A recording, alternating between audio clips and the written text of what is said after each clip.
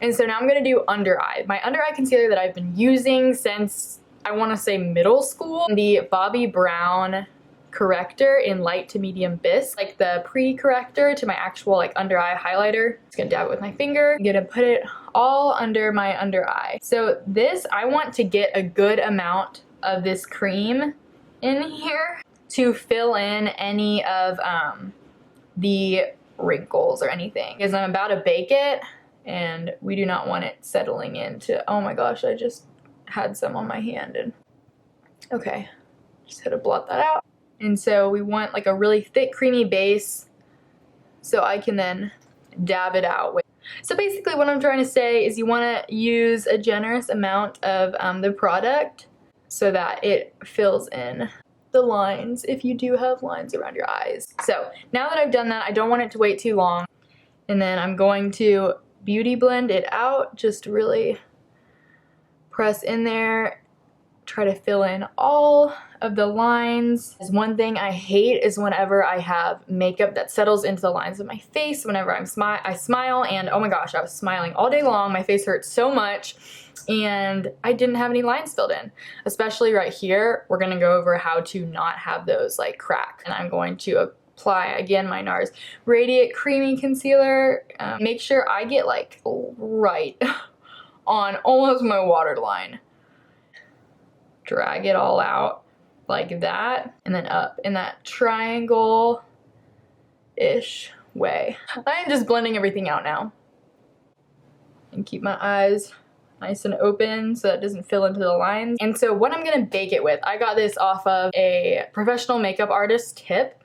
So it is called RMCA.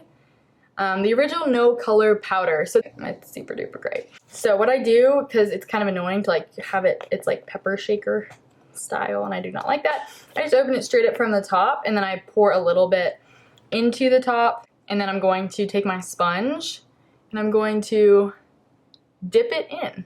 So now that I have blended everything out my eyes just how I want it, I'm going to take the tip of the sponge and I'm going to go in with the powder and press it everywhere. Basically everywhere that I want it to stay. Really try to get it into the creases. Just like powder that baby up. Okay. And so now that I've done that, I'm gonna let that bake for the smile lines. So again, this is why you want a second beauty blender. Do not reuse the beauty blender for blending in if you're not baking, if you've already baked on it, because now this has the powder and it will mess up your concealer. So I'm gonna just try to use like the other side of it. So I wanna blend out my laugh lines because that is where I want it to be frozen. As in, I do not want my makeup to crack. So I'm like trying not even to laugh right now. I'm just gonna do the same thing. Same thing on my face. Right there. And make sure that you do not, that your laugh lines are blended out before you do this, because if they're not, if there's a crease there and you put this on top of it, that crease is not gonna go away. You just like cemented it in there. So that's how I get rid of the laugh lines. I think I did that to somewhat of my forehead. Also try not to smile while you have the powder on. I have dry skin, and so I do not want to have so much powder that it takes away my dewy glowiness, but also if I sweat, I want it to stay on, you know? We're gonna go back to the contouring while this is baking. I'm gonna go back and do a little bit more of this and in. Again, it's just kind of going back and forth doing that. And then this trick here, I'm going to bake around it, around the dark contour. If I need to, I'd put more of the highlighter. And then I literally like cut out my face. Whew, this is a long ass tutorial. Now I am going to, I've let it sit for about 5-ish minutes, 3 to 5 minutes. And I'm going to just, with my new makeup brush, oh, it's so big and fluffy, it's so fluffy, and just brush off the powder. Just brush it off. And I don't know if you can see, The lighting, oh my goodness, the lighting is being reflected everywhere. The lighting changed since I've been doing this tutorial, so now I got some weird like ghost lighting. Looking pretty flawless. That was kind of cringy. I'm going to take my big fluffy brush and we're going to go in with all the powders now. So I'm going to do my bronzer, Bobbi Brown bronzing powder in Golden Light. Bring it down everywhere. Oh, and I contoured like my entire body. I contoured my arms, I kind of had to contour my arms and my back and like my neck and everything because my spray tan started coming off like an hour before I was supposed to walk down the aisle. But whatever. I had so many things that went wrong for my wedding. It is kind of insane. I actually want to sit down with Parker and make a video of all the things that went wrong because it was pretty bad. So I also did contour my nose. I'm trying to keep track of everything that I did, but it was like over 6 months ago. Kind of hard to remember. But how I contoured my nose, it's going to be different for everybody depending on your nose. But I just went down the sides and then filled out like the area here and then went in to cover any redness with concealer around there and then went up kind of under my eyebrows but like with very little and then blended that all out the exact same as I did here and then went in with kind of lighter color down here. I didn't want to use too much though because I didn't want it to look super fake. Yeah, if you just blend it out, like blending is what is so important and that's what I learned when I watched all the other YouTube videos. Blending makes all the difference in the world. Even if you put too much on, you just blend it out and it should look fine in the end. Yeah, this is more of a teaching moment. This isn't more waiting for the final product because I will include my wedding photos at like the end or during this video because I'm just trying to get across what I did, not necessarily fully recreate it right now because I feel even kind of bad wasting my makeup during quarantine. And then I also use this bronzer. It's just a Sephora Fonse Dark 7.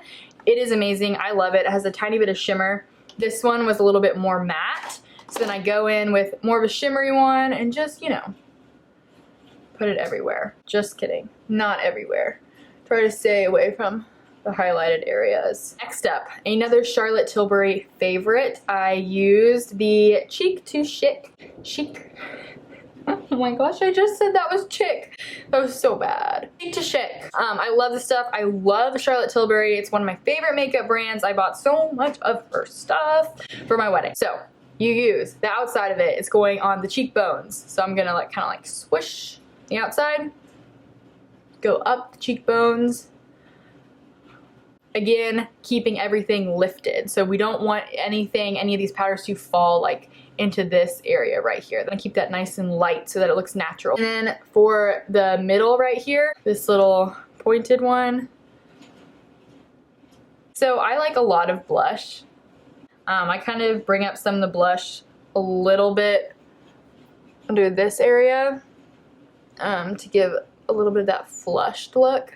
The blushing bride. I'm going to go ahead and do my eyeshadow. The eyeshadow palette was again Charlotte Tilbury Uptown Girl Luxury palette along with all of her other things. It was just really pretty neutrals and it actually even has a guide for you on them and I just followed the guide. This first one is going to be the prime. And I'm gonna go in the inner corner with this sort of gray one. I just really make sure to push that in. You wanna cut the crease. Blending, blending, blending is what is so important, which I'm gonna blend it with a big brush in a second. Top is the sparkly one. I'm gonna actually skip that one. I'm gonna come back to it. And this is the dark one. So I just take a little bit of it and I'm just gonna put a little bit of it, cutting the crease again, if that makes sense. Yeah, so just like in a V shape, up and down like that. With another brush, just this little pop. And I can even, to properly transfer the sparkles to your eyelid, sometimes you have to use your finger. So I'm just gonna do a little bit and then put it where I want it there.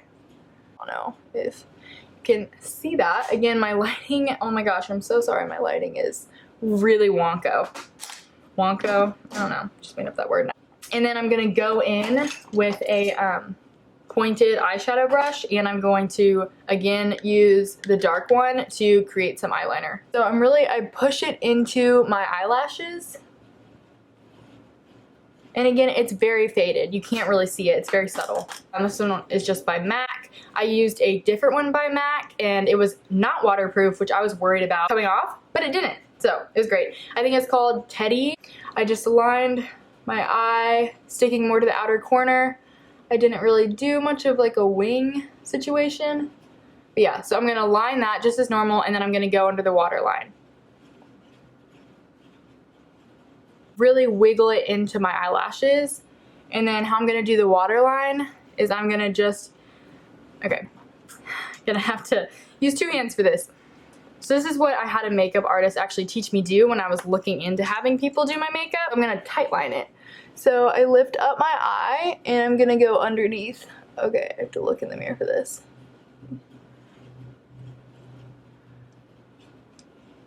So I'm gonna go all the way around and do that. And kind of in blinking my eye, the brown transfers down to my waterline just a little bit, and it makes it look really natural. And if that's not enough for you, you can always go back in the corner and then kind of, I just like to keep it to the corner. I never line my waterline all the way because I think it looks weird on me. Makes your eyes look smaller. So anyways, that's a little professional makeup artist tip. You tight line the top and then it transfers to the bottom to make it look nice and natural. Also, at this time I had eyelash extensions, which I loved, and that's why my look looked pretty different. So I think I'm just gonna do normal mascara with my super stubby short natural lashes, so it's not maybe gonna look the exact same, but you get the idea. Even though I did have eyelash extensions, I still put on mascara, and I just use a L'Oreal, the voluminous waterproof one. When it's something super waterproof, this is a great staple mascara. That I looked up a lot of celebrities and makeup artists use this. I literally watched so many makeup tutorials, although I did have trouble finding, like, hey, I did my own wedding makeup and this is what I did, like an actual good video, which is what inspired me to make this, because I was like, hey, this could be super helpful for people who are wanting to save money or they just want to be in control on their wedding day. I feel like this made me feel so much more relaxed by doing my own makeup, because I wasn't just, you know, sitting there with my thoughts and getting all nervous and everything, which is how I was when I had my hair done, because Lord knows I was not about to do my own hair. Oh, that would have been a disaster. I also had top and bottom eyelash extensions. I do not know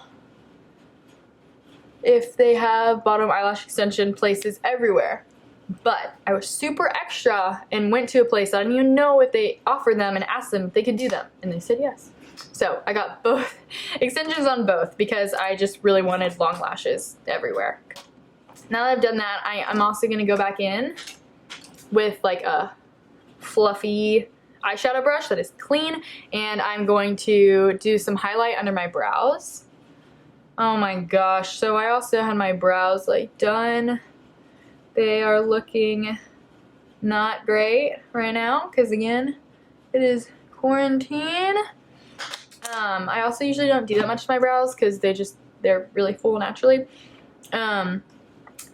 Honestly, in my wedding photos, my brows did turn out darker than I was wanting. I had, oh my gosh, that lighting is so annoying.